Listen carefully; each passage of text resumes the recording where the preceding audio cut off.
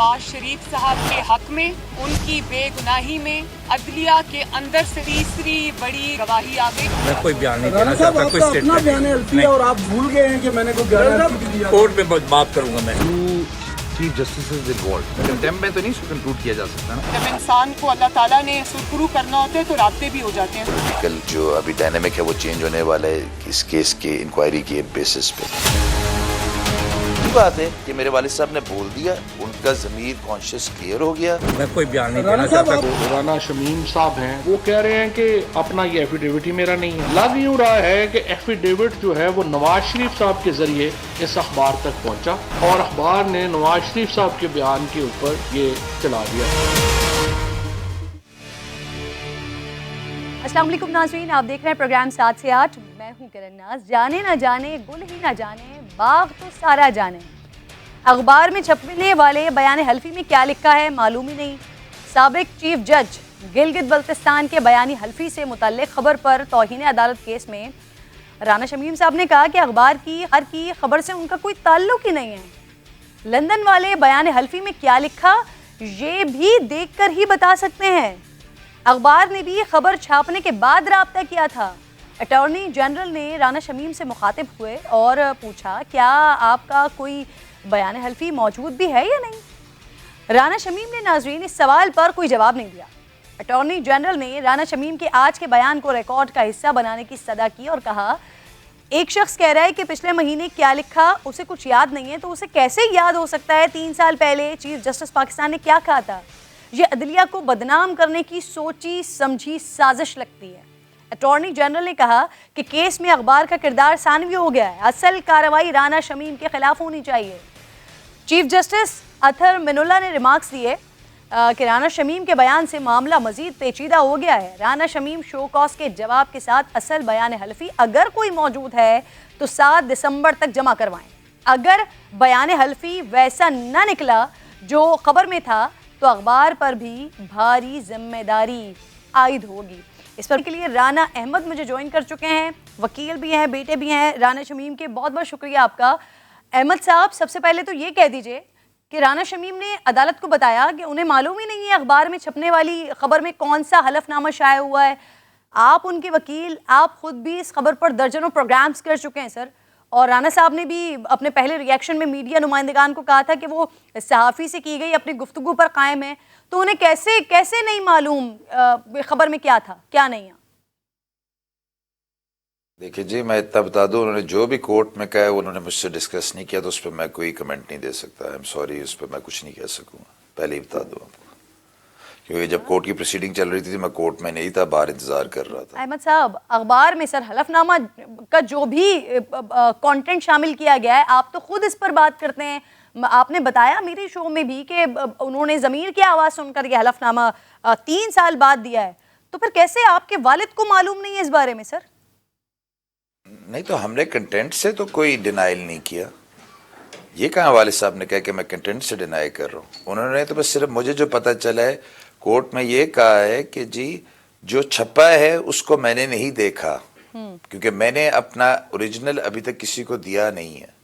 ये मेरे वालिद साहब ने कहा है कोर्ट में, जितना मुझे बताया गया, मेरे एसोसिएट्स ने बताया। अहमद साहब, सर जो खबर अखबार में शाया हुई है, क्या उसमें कोई ऐसी बात है सर जो असल बयान हल्फी में नहीं हो। खबर की तस्दीक तो की थी आपके वालिद साहब ने। देखें, खबर तो अंसार अब्बासी साहब ने छापी, मैं उस पर दुरुस्त और उसको कैसे सर्टिफिकेट दे सकता हूँ। उन्होंने कहा ये कंटेंट्स हैं। मेरे पहले शो से मैं बड़ा कैटेगोरिकली बोल रहा हूँ, हम कंटेंट्स को डिनाई ही नहीं कर रहे, तो बात ही खत्म हो गई। एफिडेविट के कंटेंट्स को हमने डिनाई नहीं किया। आपके वालिद के मुताल्लिक आप उसके वकील, खैर राना साहब ने अदालत को बताया कि उनका हलफनामा बरतानिया में एक लॉकर में रखा है, तो फिर ये अखबार के पास और सोशल मीडिया पर सिर कैसे आया। मेरे वालिद साहब ने एक रुक्का भिजवाया था जिसमें उन्होंने कहा कि जी मुझे नहीं पता ये कैसे लीक हुआ है, ये अगर लीक हुआ है तो वहाँ नोटरी ऑफिस से हो सकता है कि लीक हुआ है, लेकिन हमारे पास अभी कोई शवाहिद नहीं कि हम किसी को एलेज कर सकें किस नहीं किए, तो हम इसलिए अभी रिफ्रेन कर रहे हैं इसमें। राना साहब, सर फवाद चौधरी साहब ने प्रेस कॉन्फ्रेंस की, उन्होंने कहा कि शायद बयान हल्फी नवाज शरीफ साहब ने अखबार तक पहुंचाया है। क्या मियां साहब को भी कोई कॉपी दी गई थी क्या। तो ये देखिए, फवाद चौधरी साहब के पास इतनी खबरें होती हैं तो पता ही नहीं वो पार्टियां क्यों चेंज करते रहते, शायद वो यही करते रहते हैं, खबरें जमा करते रहते हैं, उनसे पूछे।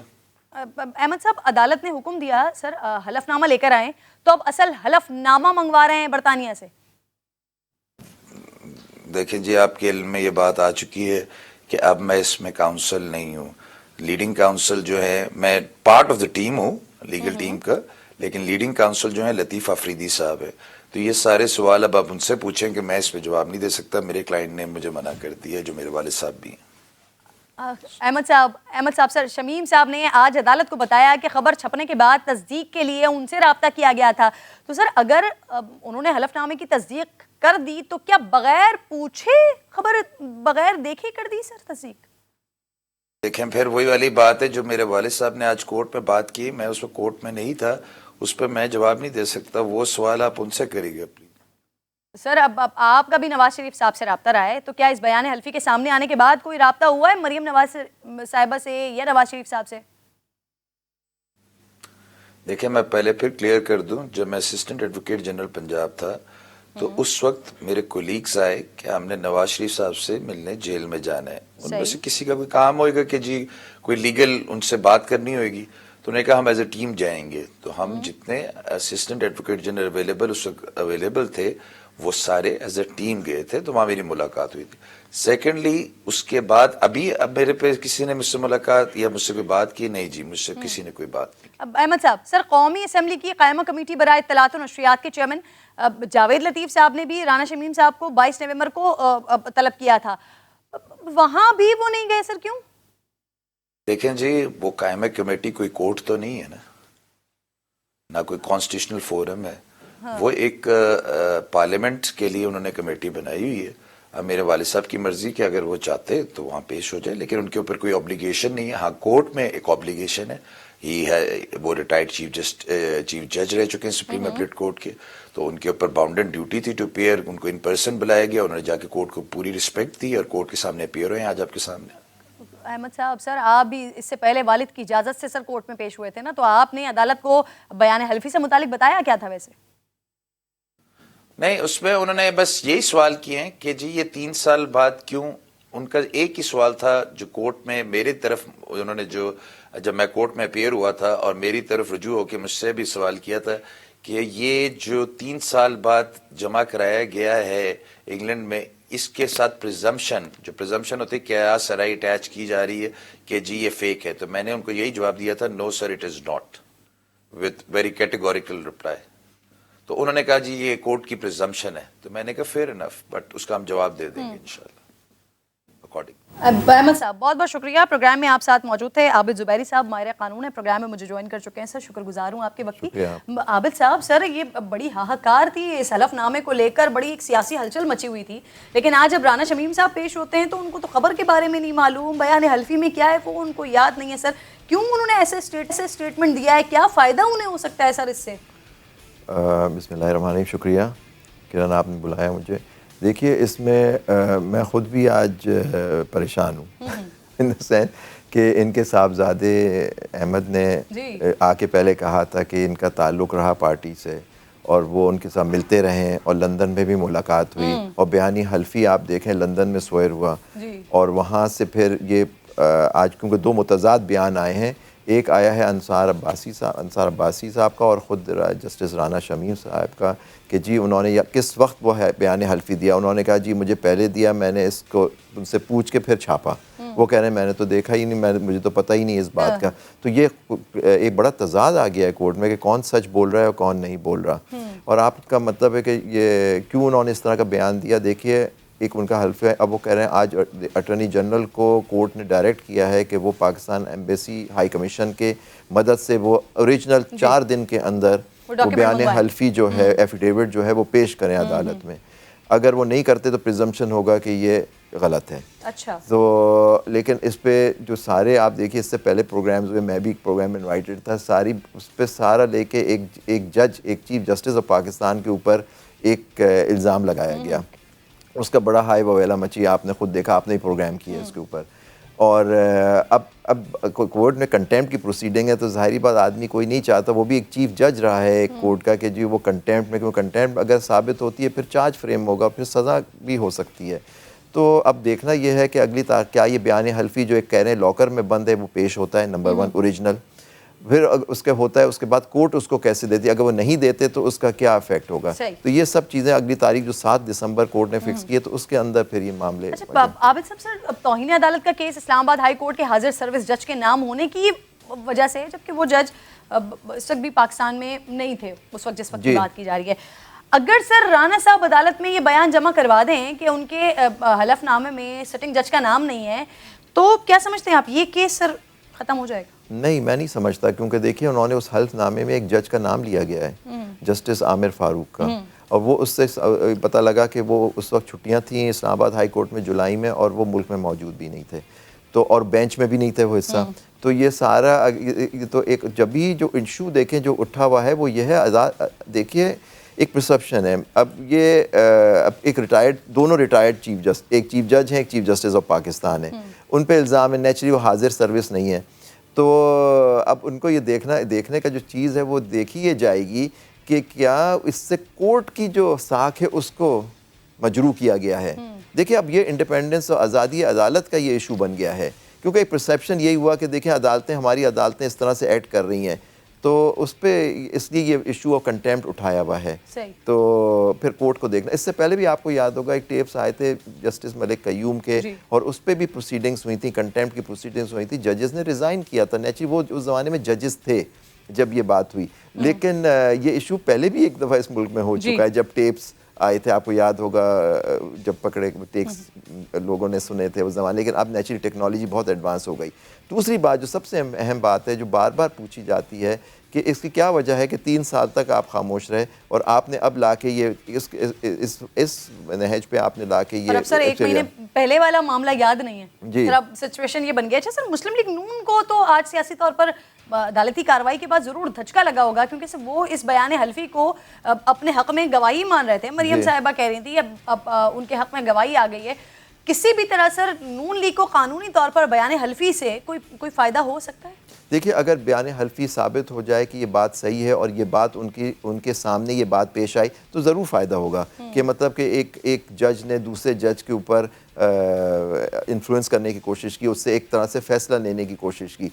लेकिन इस तरह तो फ़ायदा हो सकता है अगर ये बात हो, जैसे वो मैंने आपको जिक्र किया मलिक कयूम साहब के टेप्स की बात थी, तो उससे नेचुरली फ़ायदा हुआ था, जिन लोगों के ख़िलाफ़ वो बातें हो रही थी कि उनको इस तरह से सज़ा दिलवाई जाए, तो यही फ़ायदा हो सकता है कि अगर ये बात है। लेकिन मैं नहीं समझता कि एक जज साहब, वो भी चीफ जस्टिस पाकिस्तान, सडनली वो ढूंढ रहे हैं अपने रजिस्ट्रार को, उससे कहलवा रहे हैं कि एक जज को ढूंढ कर उससे को इस तरह से फ़ैसला करे। क्या उनको अगर यही बात करनी थी तो सबके सामने वो भी, क्योंकि उनकी अपनी एक जो 4 लोग थे, एक का इंतकाल हो चुका है, 3 लोग मौजूद हैं, तो अब ये अब ये बात आगे चलेगी तो, क्योंकि देखिए इसके अंदर प्रोसिक्यूशन होती है, अटॉर्नी जनरल प्रोसिक्यूटर बन जाएंगे फिर अगर चार्ज फ्रेम होता है इसके अंदर, वो प्रोसिक्यूट करेंगे कि जी ये कि कंटेम्प्ट ऑफ कोर्ट हुई है या नहीं। तो उस पे फिर सर वैसे आपको लगता है 7 तारीख को आ जाएगा बयान हल्फी जो लॉकर में एफिडेविट रखा हुआ है? वैसे ही आप ये तो आज ही की कार्रवाई से परेशान हो गए। मुझे ये नहीं मालूम कि बयान हल्फी, देखें जो चीज़ मैं समझता हूँ उनको एक बात जो मुझे कोर्ट की जो ऑर्डर आया उससे क्लियर नहीं हो रही, और मुझे नहीं पता कि आपके और स्पीकर्स ने यहाँ क्या कहा है, उन्होंने इस बयान हल्फी पे क्या एडमिट किया है कि उनका बयान हल्फी है या नहीं। क्योंकि देखिए वो एक सोयर हुआ है, एक एफिडेविट उसी आदमी से जिससे और चीज़ें सोयर होती रही हैं, वहाँ के जो एक नोटरी पब्लिक है। आज मैंने सुना कोई कह रहा था कि जी वो नोटरी पब्लिक से लीक हो गया। सर नोटरी पब्लिक से लीक नहीं हो सकती डॉक्यूमेंट, अगर लॉकर में था तो नोटरी पब्लिक से कैसे लीक हो गया? तो ये किस तरह से आया? तो अब ये नेचुरली ये जो अखबार वाले हैं वो आके बताएंगे कि जी उनको किस तरह से मिला है। लेकिन जो चीज़ है कि जज राना शमीम साहब से पूछना चाहिए था, या उन्होंने, मुझे नहीं मालूम कि पूछा गया कि आप इसको एडमिट करते हैं ये डॉक्यूमेंट आपका है? उनके बेटे अभी साथ मौजूद थे प्रोग्राम में, वो ऑब्वियसली वो आकर यहाँ पर उसको एडमिट करके गए कि ये बयान हल्फी उनका है, और जो लीक होने की बात हो रही है वो कह रहे हैं नॉट पब्लिक ने, वो उनके बेटे ने ज़रूर किया। लेकिन मैं जानना चाहूँगा कि क्या उन्होंने भी किया है जज साहब ने या नहीं? अदालत में नहीं किया ना। उन्होंने अभी कहा कि मुझे तो एक लॉकर में, अब कोई लॉकर में क्या चीज़ है वो तो 4 दिन में उनको जमा कराना है। अब वो लाते ही नहीं, कोर्ट ने ये भी कहा है कि अगर नहीं लाओगे तो प्रिजम्पशन यही है आपका, तो उस पर फिर कार्रवाई होगी आगे। तो ये कैच 22 सिचुएशन मैं समझ रहा हूँ हो गई है जी। सही, बहुत बहुत शुक्रिया। आबिद साहब प्रोग्राम में मौजूद थे, मामले पर बात कर रहे थे। एक छोटा सा ब्रेक ले रही हूँ, ब्रेक के बाद वापस आती हूँ।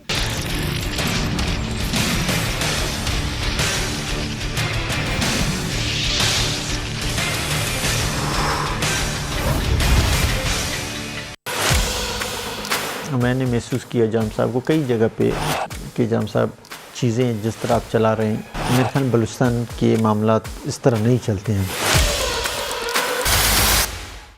तो नाज़रीन, क्या बलूचिस्तान में फिर कोई सियासी उबाल आने वाला है? एक जानिब मौजूद वज़ीर आला अब्दुल कुद्दूस बज़ंजो पिछली हुकूमत को आड़े हाथों ले रहे हैं, दूसरी तरफ एक माह की खामोशी के बाद साबिक वज़ीर आला जाम कमाल साहब एक बार फिर सियासी मैदान में वापस आए हैं। मेरे साथ प्रोग्राम में बात करने के लिए मौजूद हैं फॉर्मर चीफ मिनिस्टर बलूचिस्तान जाम कमाल खान आलियानी साहब। मैं आपकी शुक्रगुजार हूँ सर, वक्त की बहुत बहुत शुक्रिया आपके वक्त का। सर, वजारत आला छोड़ने के बाद आप एक माह के लिए मुल्क से बाहर चले गए, दिल बर्दाश्ता थे, कोई निजी मसरूफियत थी या सर कोई और वजह थी, और फिर अब वापस आकर फिर सियासत में मुतारिक हो गए हैं सर? नहीं जी, पहली बात तो ये, मैं एक महीने के लिए बाहर नहीं था, मैं कोई 10 दिन के लिए बाहर गया था। अच्छा। और वो कुछ निजी मसरूफियात आप कह सकते हैं, कुछ रिक्वायरमेंट्स, कुछ फैमिली के मैटर्स थे जिनके हवाले से मैं अल्हम्दुलिल्लाह कराची गया और बाकी इसी तरह अपने हलके में गया। और देखें, ज़रूरी नहीं है कि एक चीफ मिनिस्टर जब इस्तीफ़ा दे दे तो वो अपने सूबे से भी चला जाए, सियासत से भी गायब हो जाए। हमें इस बात को थोड़ा सा बावर कराना पड़ेगा कि चाहे आप चीफ मिनिस्टर हैं या नहीं हैं, आप एक MPA हैं, आपकी अपनी जिम्मेदारी हैं और सियासत में आपको हिस्सा बिल्कुल लेना चाहिए और अपनी जिम्मेदारियों को भी पूरा करना चाहिए। सही। अच्छा सर, वज़ीर आला अब्दुल कुद्दूस बज़ंजो साहब वो इतराफ़ कर रहे हैं कि आप मेहनत तो बहुत करते थे लेकिन आपसे मसाइल हल नहीं हो रहे थे, आपकी मेहनत का कोई नतीजा, कोई रिज़ल्ट नहीं निकलता था, जो ब्यूरोक्रेसी के काम होते थे वो आप कर रहे होते थे, सुबह से शाम तक अफसरान को लिए बैठे रहते थे सर, तो अफसरान के पास ग्राउंड पर काम करने के लिए वक्त नहीं था। नहीं देखिए जी, ये इस बात में ख्याल एक पॉलिटिकल स्टेटमेंट के हवाले से बात को वो कह सकते हैं, लेकिन अल्हम्दुलिल्लाह मेरा ख्याल ऑन ग्राउंड अगर आप देखें, आप एजुकेशन देखें, हेल्थ देखें, रिफॉर्म्स देखें, आज जिन चीज़ों को चंद दिन पहले कुद्दूस बज़ंजो साहब इफ्ताह भी कर रहे थे, ये हमारी स्कीमात थी। हेल्थ कार्ड के हवाले से चीज़ें हों, पॉलिसी हो, लेजिस्लेशन हो, इसी तरह डेवलपमेंट का एक हिस्टोरिकल काम जो हमने बलूचिस्तान में किया है, हर लिहाज से चीज़ों पे जो किया है, ये सारी 3.5 साल की मेहनत थी जो आहिस्ता आहिस्ता कंप्लीट हो रही है, जिनकी स्कीमात पे आज वो जा रहे हैं और एतराफ़ कर रहे हैं कि जी ये बड़े अच्छे प्रोजेक्ट हैं, लोगों के फ़ायदे के लिए हैं। दूसरी चीज़ देखें, जब तक एक चीफ एग्जीक्यूटिव खुद अपने काम को नहीं समझेगा और नहीं जानेगा, देखिए ये एक सियासी ओहदे के साथ साथ एक गवर्नेंस का ओहदा भी है कि जब एक चीफ एग्जीक्यूटिव को पता ही नहीं उसके सूबे में क्या है, क्या जब उसको बजट बनाना नहीं आता, जब उसको फाइनेंशियल मैनेजमेंट नहीं आती, जब उसको रूल्स एंड रेगुलेशंस का नहीं पता होगा, क्या आपने सारी चीज़ें सुपुर्द कर देनी है उन लोगों के पास, आपने पॉलिसी भी देनी है लेकिन साथ साथ पॉलिसी बनानी भी है। तो वो जो 6 या 4 घंटे की या 5-6 घंटे की मीटिंग्स होती थी, वो बलूचिस्तान के बेनिफिट की होती थी। देखिए मेरे ख्याल अभी एक आप देखें कि 1.5 महीने उनकी हुकूमत को तकरीबन हो ही जा रहा है और कैबिनेट की आज तक एक मीटिंग नहीं हुई। एक तो बड़ा सवाल बनता है, हमने रिकॉर्ड कैबिनेट की मीटिंग्स की हैं और रिकॉर्ड एजेंडाज अप्रूव कराए, और ये सारे वो काम हैं कि आप जब ऑफिशियली इनकी मंजूरी देते हैं तब जाके आपकी हुकूमत का पहिया चलता है, हुकूमत अपना काम करती है। लेकिन अगर आपने ये सारे एग्जीक्यूटिव का काम छोड़ देना है और इनको सिर्फ उस पे रखना है कि ये बाकी लोग इन कामों को करें, फिर तो मेरा ख्याल गवर्नेंस बिल्कुल नहीं चल सकेगी। क्योंकि इसी चीज का हमें असेंबली में भी सुनना पड़ता था जब हम थे कि देखिए जी आपने हर चीज अगर अफसरान को दे दिया है तो फिर हुकूमत में आप क्या काम कर रहे हैं। सर आप अभी भी समझते हैं कि सब कुछ बेहतरीन चल रहा था, तो वो नवाज शरीफ साहब का एक बड़ा मशहूर ज़माना जुमला है, मुझे क्यों निकाला, तो जाम कमाल को क्यों निकाला सर? जी पहली बात है, जाम कमाल को किसी ने निकाला नहीं, जाम कमाल ने अपना इस्तीफा खुद दिया है और बड़े सर हालात ऐसे बना दिए गए थे ना कि आपको इस्तीफा देना पड़ गया सर।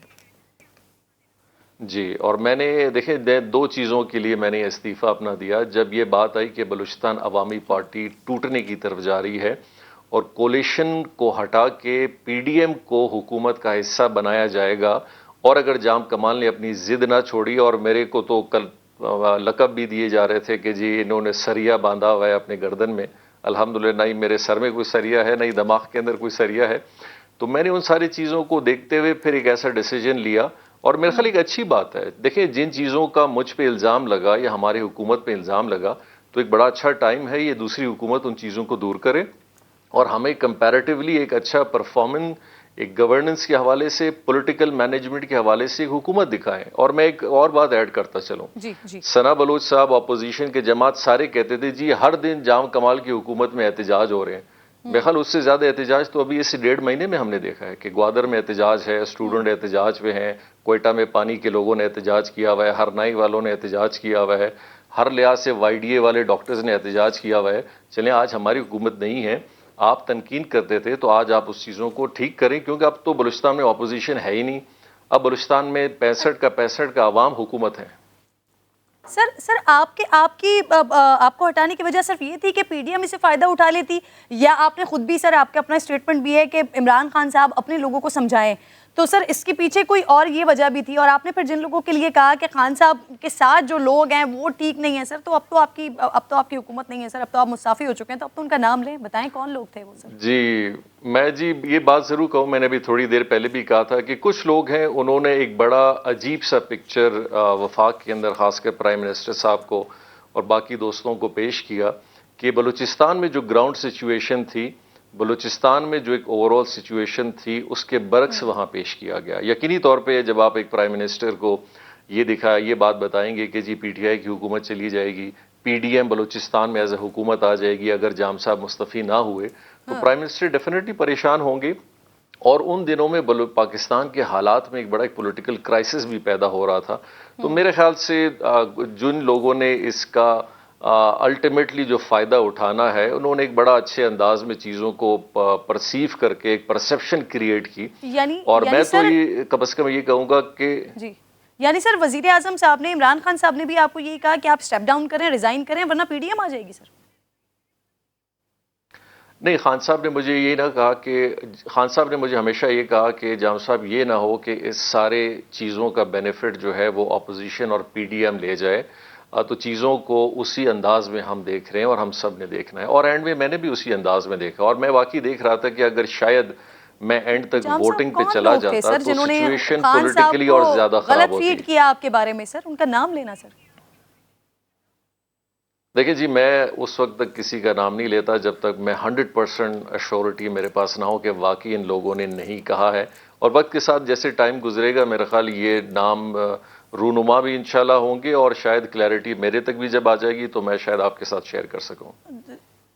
जाम साहब, आप कंफर्म नहीं है, आपसे श्योर नहीं है कि खान साहब को आपके हवाले से किसी ने गलत गाइड किया हो? आप अभी भी तज्जियाती तौर पर ये बात कर रहे हैं? नहीं, ये बात तो मैं अश्योरिटी से कह सकता हूं कि डेफिनेटली जिन हकाइक को खान साहब के सामने कुछ लोगों ने रखने की कोशिश की और रखा, उनमें वो हकाइक 100% नहीं थे, 50-60% आप कह सकते हैं, लेकिन 100% उन चीज़ों में हकाइक नहीं थे। अच्छा सर, आपको स्टेप डाउन होना पड़ा, उसमें चेयरमैन सेनेट सादिक संजरानी और डेप्यूटी स्पीकर सर कौमी असेंबली कासिम सूरी साहब, उनका क्या किरदार था? आपने वज़ीर आज़म से ये भी कहा था सर कि वफाकी वज़रा को बलूचिस्तान में मुदाखलत से रोकें। सर अगेन वही बात कि कौन ये वज़रा कौन थे आपके ख्याल में सर जो मुदाखलत कर रहे थे, इंटरवीन कर रहे थे? सर देखिए, सादिक संजरानी साहब पर्सनली तो उन्होंने अपनी शुरू में बड़ी कोशिश की कि ये मामला जो है वो तय हो और उन्होंने एक बड़ा पॉजिटिव रोल प्ले करने की कोशिश की, लेकिन मेरा उनसे ये गिला ज़रूर रहा कि उनके भाई हैं एजाज संजरानी साहब हैं, उन्होंने बाकायदा उस कैंप में बड़ा एक्टिव रोल प्ले किया और जब मैंने इस्तीफ़ा दिया तो उन्होंने विक्ट्री के निशान और मिठाई बांटना वगैरह सारा किया। इस बात का जो है ना, मैंने ये बात किसी के थ्रू उनके सामने ज़रूर रखी है कि शायद आपकी इन्वॉल्वमेंट नहीं थी, लेकिन आपके सगे भाई का इस पूरे एक्टिविटी में होना एक बहुत बड़ा शुबा है और उसकी क्लैरिटी होना भी बड़ी ज़रूरी बात है। तो सर फिर क्लैरिटी मिली आपको? सादिक संजरानी साहब ने क्या कहा फिर आपको? सर मेरी अभी तक उनसे मुलाकात नहीं हुई, जब किसी दिन होगी अभी आने वाले दिनों में तो मैं डेफिनेटली ये बात उनके सामने भी रखूंगा। सही। अच्छा सर, अगेन वही चीज़ मैं आपसे पूछूंगी, आपने अपनी वजारत के आखिरी दिनों में सर ऑब्वियसली वज़ीर आज़म के लिए आपने कहा था कि उनके इर्द गिर्द लोग जो मौजूद हैं वो उनसे मुखलिस नहीं है। सर एटलीस्ट जो मुखलिस नहीं है उनका नाम तो बता सकते हैं आप, या जो मुखलिस हैं एटलीस्ट उनका नाम बता दीजिए। देखिए, प्राइम मिनिस्टर साहब एक बहुत एक्सपीरियंस्ड और उनका एक मैंने जो देखा असेसमेंट चीज़ों के बारे में बहुत अच्छी है। वो लोगों को बड़ा अच्छा नाप तोल के जानते हैं कि कौन किस हवाले से है। ये अलग बात है कि वक्त का तकाजा ऐसा है कि शायद बहुत चीज़ों पे उनका तज्जिया भी बड़ा ओपन ना आए। प्राइम मिनिस्टर साहब इंशाल्लाह मेरे ख्याल उन चीज़ों को अच्छा समझते भी हैं और ऐसे लोगों को भी जानते हैं। बट मैं वही कहूँगा कि शायद वो वक्त ऐसा था जहाँ चीज़ों का जो फैसला कुन माहौल जो बना, वो शायद हम बहुत सारे लोग कुछ करने के सूरत में भी अगर थे, लेकिन माहौल ऐसा पैदा किया गया कि वो चीज़ें खराबी की तरफ जा रही थी। जाम साहब, नाम बताने से सर क्यों आप हिचकिचा रहे हैं? कौन नहीं है सर खान साहब से मुखलिस? नहीं जी, नहीं। मैंने जैसे आपको मैडम कहा कि मेरी कम से कम मैं अपनी सियासत में डायरेक्ट नेम्स उस एश्योरिटी तक, देखिए मैंने अभी आपको थोड़ी देर पहले एक नाम एक बताया, जहां तक मुझे क्लैरिटी मिली, जिन चीज़ों को मैंने अपने आंखों से देखा, उन तस्वीर को देखा, तो मैंने नाम लिया। जिन चीज़ों को अभी तक मैंने हकीकत के तौर पे देखा नहीं है, आने वाले दिनों में अगर उनकी हकायक मेरे तक पहुंच जाएगी तो मैं आपसे ज़रूर शेयर करूंगा। सर, अब परवेज खटक साहब, डिप्टी स्पीकर साहब, सेनेट चेयरमैन, इनका कोई किरदार नहीं रहा आपकी हुकूमत जाने में, आप समझते हैं सर?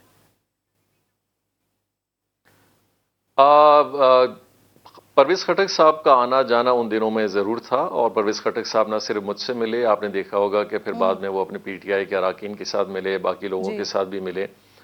यकीनी तौर पे प्राइम मिनिस्टर साहब ने उनको यहाँ भेजा था कि वो इस सिचुएशन को एसेस करें और फिर चीज़ों के हवाले से उनको बताएं कि क्या ग्राउंड में चीज़ें हो रही हैं। परवेज खटक ने आपको क्या कहा? मैं चूंकि जैसे जी, परवेज खटक साहब का और सादिक संजरानी साहब का यही कहना था आखिरी दिनों में जब वहाँ थे, वो हमारे बाकी पार्लियामेंटेरियन से भी मिले, सबसे उनका इंटरेक्शन हुआ कि उन्होंने अपनी पूरी कोशिश की, लेकिन ये जो नाराज़ अराकीन हैं ये किसी सूरत नहीं मान रहे, और उन्होंने यही कहा है कि अगर आप हमारी बात नहीं मानेंगे तब हम अपोजिशन के साथ मिल के फिर हुकूमत की तरफ जाएंगे, जो कि बहुत नामुनासिब बात होगी। तो यहाँ तक उन्होंने अपनी कोशिश की और फिर उन्होंने अपनी बेबसी का इजहार भी किया कि उनकी बात ये अराकीन बिल्कुल नहीं मान रहे और वो रिस्पेक्ट नहीं दे रहे जो कि परवेज खटक साहब को और चेयरमैन सेनेट साहब को उनको देना चाहिए। सही सर, क्या वजह है कि बलूचिस्तान ऐसी सूरत हाल के तनाजुर में राना सनाउल्लाह ज़हरी साहब, माफ़ कीजिएगा, उसके बाद भी और आपके बाद भी हर बार अब्दुल कुद्दूस बजंजो ही सर इस सीट के लिए फेवरेट रहे हैं और वो भी बिला मुकाबला इंतखाब हो गया। सर कुद्दूस साहब कहते हैं कि बलूचिस्तान की तारीख में बिला मुकाबला मुंतखब हो जाना सर एक बहुत बड़ी सियासी रिवायत है जिसका आगाज उन्होंने किया है। देखिए जी, ये तो मेरे ख्याल रिवायत बड़ी अजीब सी रिवायत है कि जिस असेंबली के अंदर अगर अपोजिशन और हुकूमत दोनों अगर किसी पे इत्तेफाक राय कायम करें तो जब मुझे बड़ी हैरत है कि और वो गवर्नमेंट बनाए जहां पीडीएम भी मौजूद हो, जहां पीटीआई भी मौजूद हो, जहां बीएपी भी मौजूद हो, पीपल्स पार्टी भी मौजूद हो, एएनपी भी मौजूद हो। तो ये बड़ा अजीब सा एक तजाद बना हुआ है कि एक ऐसा तजाद जिसमें नेशनल लेवल पे तो सब इख्तिलाफात हैं, प्रोविंशियल लेवल पे भी वो इख्तिलाफात हैं, लेकिन असेंबली के अंदर वो इख्तिलाफात नहीं है। तो इसके पीछे हमें बड़ी तहकीक करनी पड़ेगी कि वो क्या चीजें हैं। सर वैसे आपके साथ भी तो एएनपी थी ना कोलिशन में सर, और वो पीडीएम का हिस्सा थी।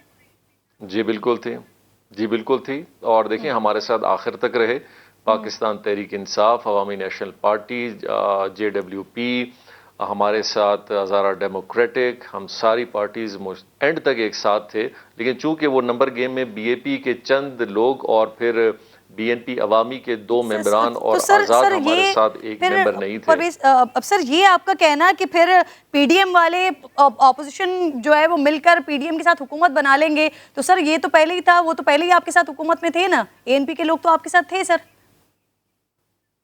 जी, एएनपी सिर्फ हमारे साथ थी, बाकी बलूचिस्तान नेशनल पार्टी जो बीएनपी मेंगल है और फिर दूसरी जो आपने देखा होगा कि JUI है, जो कि एक बहुत बड़ी तादाद में ये 2 पार्टी हैं, 22 से 23 अराकीन हैं, ये हमारे साथ बिल्कुल नहीं थे। अवामी नेशनल पार्टी पहले से थी, जब पीडीएम का शायद उस वक्त तक उसकी बेंचमार्क भी नहीं रखा गया था, उस वक्त तक पहले दिन से हमारे साथ थी। सही सर, ऐसी रिपोर्ट्स भी थी जाम साहब कि आपके इस्तीफे के बाद बलूचिस्तान को फाइनेंशियल क्राइसिस का सामना होगा। क्या सिचुएशन है सर इस वक्त? देखिए जी, हुकूमतों को फाइनेंशियल क्राइसिस का ऐसा कोई इशू नहीं है। फेडरल गवर्नमेंट ने अपने रिकॉर्ड रेवेन्यू रिसीट्स भी दिखाए हैं जिस UNFC के तहत वो बलूचिस्तान को आएंगी। मेरे ख्याल से जो इस वक्त सबसे बड़ा चैलेंज है जो हुकूमत बलूचिस्तान, जिसको नॉन सीरियस नहीं कहूँगा लेकिन उसको एड्रेस नहीं कर रही, वो है बलूचिस्तान की डेवलपमेंट को जो फ्रीज किया गया है। तकरीबन 100 अरब से ज़्यादा के प्रोजेक्ट्स को जब आप फ्रीज करने जाएंगे तो आपको उसका अंदाज़ा नहीं है कि पूरे बलूचिस्तान के गली गांव तक इसके असरात किस तरह नेगेटिव जाएंगे और लोगों को कितनी नेगेटिविटी नॉन डेवलपमेंट की सूरत में मिलेगी। तो मेरा खास मशवरा है कि वो थोड़ा इसको सीरियस सर, बलूचिस्तान के हवाले से ये कहा जाता है हो गया और कुछ फैसले करें। सर, बलूचिस्तान के हवाले से ये कहा जाता है वहाँ सियासी मामलात के अलावा भी सर अब दूसरा भी हाथ होता है, कोई जो 2-3 साल के बाद नाराजगी हो जाती है। तो आपके साथ भी क्या सर कुछ इस तरह का मामला रहा हुआ?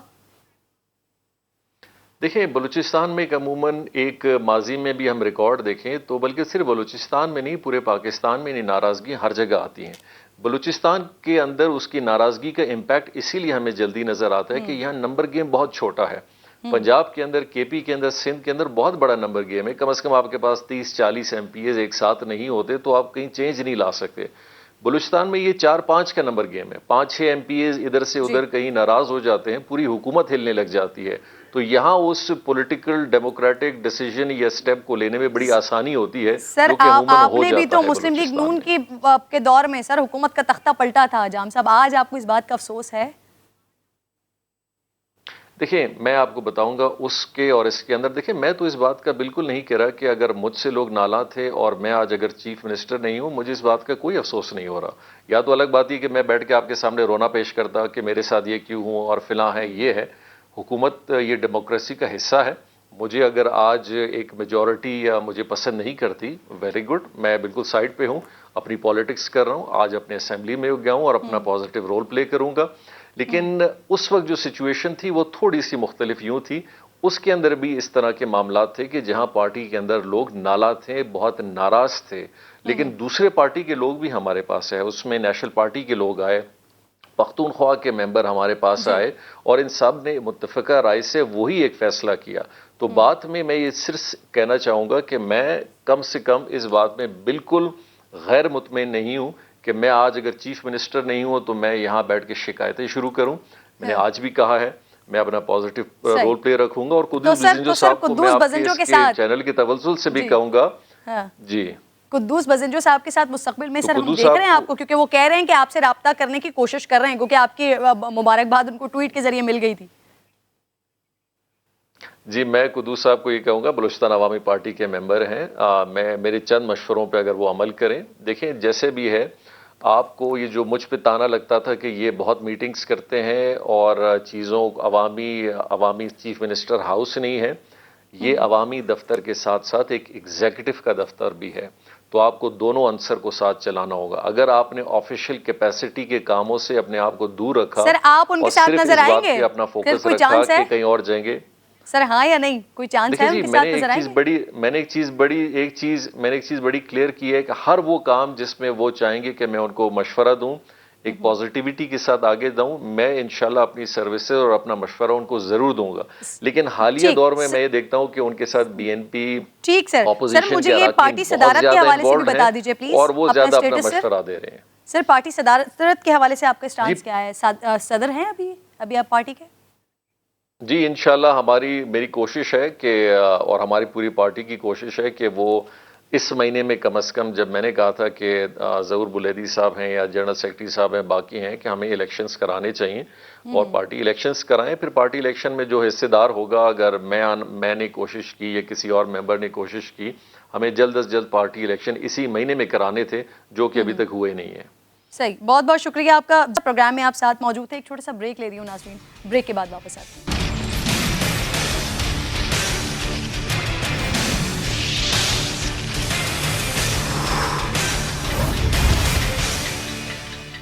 वेलकम बैक वंस अगेन जी। सुप्रीम कोर्ट में आज कंटोनमेंट की ज़मीनों पर कमर्शियल सरगर्मियों के खिलाफ समाअत हुई है, जिसमें अदालत ने सेक्रेटरी दिफा की रिपोर्ट गैर तसल्ली बख्श करार दे दिया है।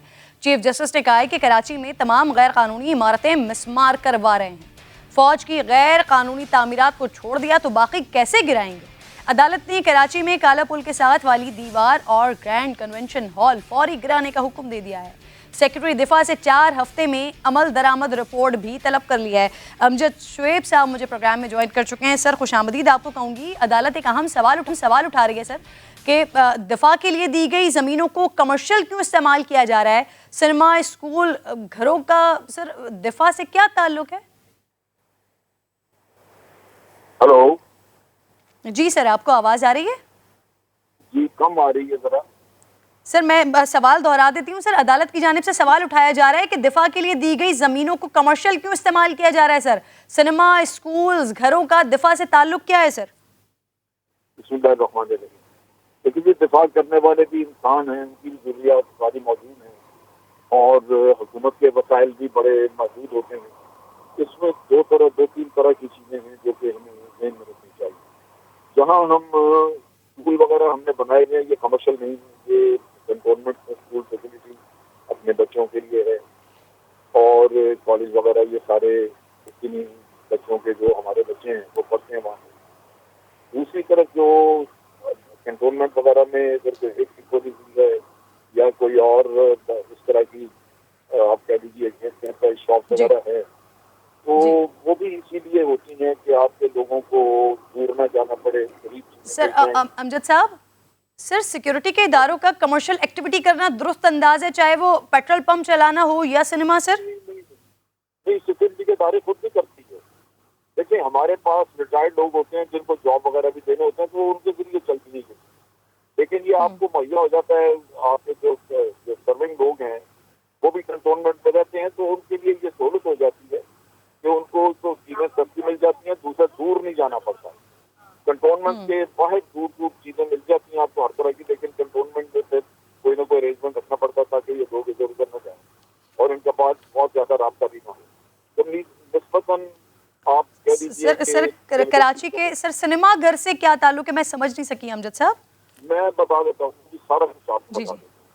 बात यह है कि बाग जमीनें हैं जिनके ऊपर मिलिट्री लैंड एंड कंट्रोलमेंट के कानून मुताबिक सिर्फ सिनेमा ही बन सकता है। लाहौर गैरिजन के अंदर दो सिनेमा हॉल हैं और दोनों सिनेमा हॉल का बड़ी दफा कोशिश उनके चेंज करें, लेकिन वो पुराने वक्तों से वो सिनेमा हॉल के लिए जगह मखसूस है। चुनाचे आपके जवान जो बिल्कुल फारग होते हैं इस वक्त में उनको फिल्में देखते हैं। बहुत शुक्रिया अमजद शुएब साहब, प्रोग्राम साथ आप मौजूद है। बहुत शुक्रिया, आपका प्रोग्राम का वक्त भी खत्म हो गया। नाज़रीन इंशाल्लाह मुलाकात होगी आपसे कल। अपना ख्याल रखिए, अल्लाह ने के बाद।